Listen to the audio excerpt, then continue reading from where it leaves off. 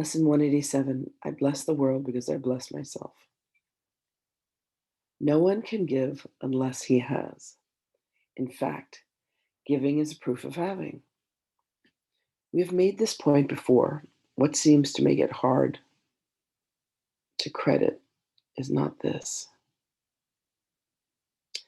No one can doubt that you must first possess what you would give. It is the second phase on which the world and true perception differ. Having had and given, then the world asserts that you have lost what you have possessed. The truth maintains that giving will increase what you possess. How is this possible? For it is sure that if you give a finite thing away, your body's eyes will not perceive it yours.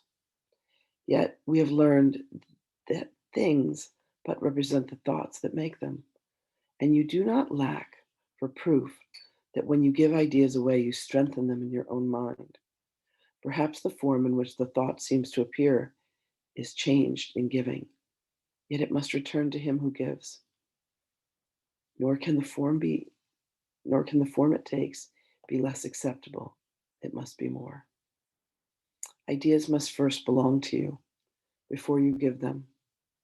If you are to save the world, you first accept salvation for yourself. But you will not believe that this is done until you see the miracles it brings to everyone you look upon. Herein is the idea of giving clarified and given meaning. Now you can perceive that by your giving is your store increased. Protect all things you value by the act of giving them away, and you are sure that you will never lose them. What you thought you did not have is thereby proven yours. Yet value not its form, for this will change and grow unrecognizable in time, however much you try to keep it safe. No form endures. It is the thought behind the form of things that lives unchangeable. Give gladly. You only gain thereby. The thought remains and grows in strength as it is reinforced by giving. Thoughts extend as they are shared, for they cannot be lost. There is no giver or receiver in the sense the world conceives of them. There is a giver who retains, another who will give as well. And both must gain in this exchange, for each will have the thought in forms most helpful to him. What he seems to lose is always something he will value, less than what will surely be returned to him. Never forget you give but to yourself. Who understands what giving means must laugh at the idea of sacrifice. Nor can he fail to recognize the many forms which sacrifice may take. He laughs as well at pain and loss, at sickness and at grief, at poverty, starvation, and at death. He recognizes sacrifice remains the one idea that stands behind them all, and in his gentle laughter are they healed.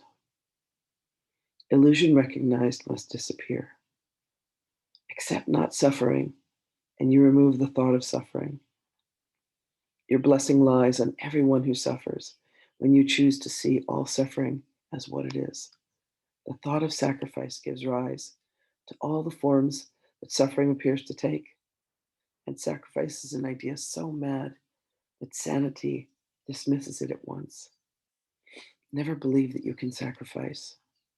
There is no place for sacrifice in what has any value. If the thought occurs, its very presence proves the error has arisen and correction must be made. Your blessing will correct it. Given first to you, it now is yours to give as well. No form of sacrifice and suffering can long endure before the face of one who has forgotten and has blessed himself. The lilies that your brother offers you are laid upon your altar, with the ones you offer him beside. Who could fear to look upon such lovely holiness? The great illusion of the fear of God diminishes to nothingness before the purity that you will look on here. not afraid to look. The blessedness you will behold will take away all thought of form and leave instead the perfect gift, forever there, forever to increase, forever yours, forever given away. Now we are one in thought, for fear has gone. And here, before the altar to one God, one Father, one Creator, and one thought, we stand together as one Son of God, not separate from Him who is our source, not distant from one brother who is part of our one self, whose innocence has joined us all as one. We stand in blessedness and give as we receive. The name of God is on our lips, and as we look within, we see the purity of heaven shine and our reflection of our Father's love. Now we are blessed, and now we bless the world. What we have looked upon, we would extend, for we would see it everywhere. We would behold it shining with the grace of God in everyone. We would not have it be withheld from anything we look upon. And to ensure this holy sight is ours, we offer it to everything we see. For where we see it, it will be returned to us in form of lilies we can lay upon our altar, making it a home for innocence itself, who dwells in us and offers us his holiness as ours. I bless the world because I bless myself. Let's see what Magdalene has to say. Hi, Lorianne. Hi, Rosa Maria. Welcome, beloveds. There is a love that has come into my heart that allows me to see the world through the eyes of innocence. And it makes me feel like I just want to give everything that I have to everybody. And it has brought a sense of kindness and a sense of tenderness. It's just been really, really beautiful. I feel very blessed by God and the Goddess. It's a beautiful feeling. It's a beautiful place to exist. Truly a gift that blesses and gives. Puts a smile on your face.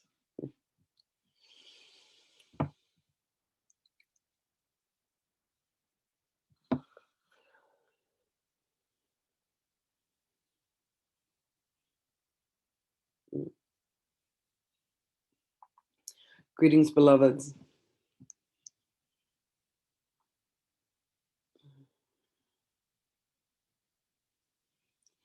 Beloveds, it is indeed as blessed to give as it is to receive. And you will come to understand when the sense of separation, when the veils fall from the eyes, the veil falls from around the heart and from the mind, and you come to see that there is no separation, there is no difference, there is nothing but projection of a mind that believes that it has somehow separated itself from its source, from God. You will come to see that whatever it is that you give is given to you because you are the one that you are giving it to. There is no trickery here, beloveds. This could sound very much like a nursery rhyme from Alice in Wonderland. Understand, beloveds, that the only being that you truly interact with is yourself. Every being that you meet, everyone that you know, from your husbands and your wives to your children, to your parents, to your brothers and your sisters, they are all you, aspects of you. And when you fall in love, you fall in love with yourself. Falling in love with yourself is the single greatest gift and blessing that you can ever give. And sometimes it appears to be easier to grant that beingness to another. But understand, beloveds, that you have come to meet your divine self through the heart of another. You are meant to use the energy that has been bestowed you as a beloved being that is an emanation of God to love one another, to bless one another, to give to one another so generously of your heart. There is nothing that you would withhold. You are made to paint paintings and draw drawings and sing songs of love to one another. You are meant to spend time with one another.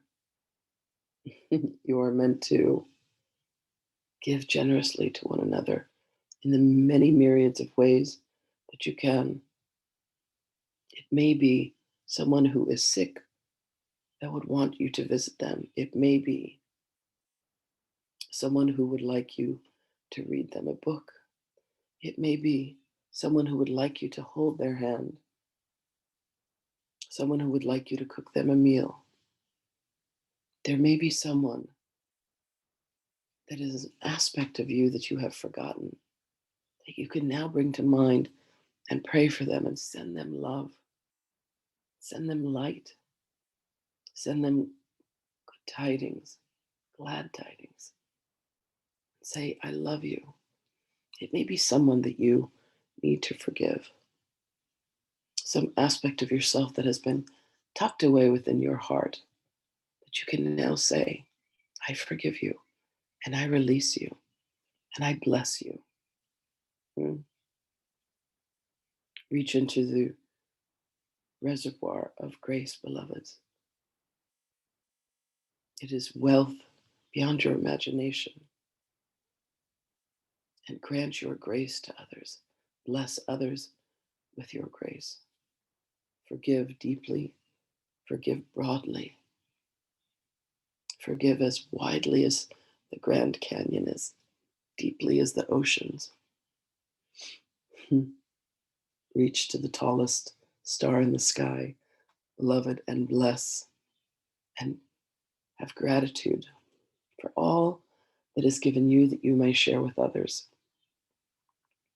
What it is you want and what it is you need is indeed granted to you, beloveds, as you come to accept the love that you have for yourself. Love yourself and treat yourself as someone that you love. And then those blessings that you grant to yourself are granted to another, what appears to be another, at the very least. Look for God in all things, beloveds, and you will find exactly what it is that you seek. And when you can look at any object and any person in any circumstance and say, God is present here, you bless the situation, you bless this beingness, and you come to see that it is all love, for that is only what has ever been, and that is only what shall ever be. The truth of all life is the love that blesses it. So allow yourself to know, beloveds, that God is where you are. You are a brilliant blessing and creation of God, as are all things. And you continue to step further every day towards coming back to the recognition that all are one. Go with our blessings and our love, beloveds. Keep us in your consciousness. Keep us in your hearts. Keep us in your words. Use your words to bless. And know that whatever it is that you give to another is indeed granted to you. That is the reciprocity of this reflective universe. If you project judgment upon another, you judge yourself, beloveds. It is an equation that is so simple. When you bless another, you bless yourself. So bless yourself so fully and so wholly, beloveds,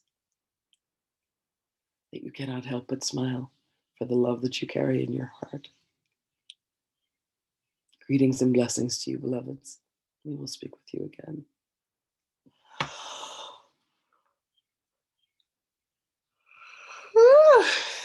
Hmm. I love you all dearly. Thank you so much for being here. It is my honor and my pleasure to be with you on this journey. I love you, and I will speak with you again tomorrow. Bye, everybody.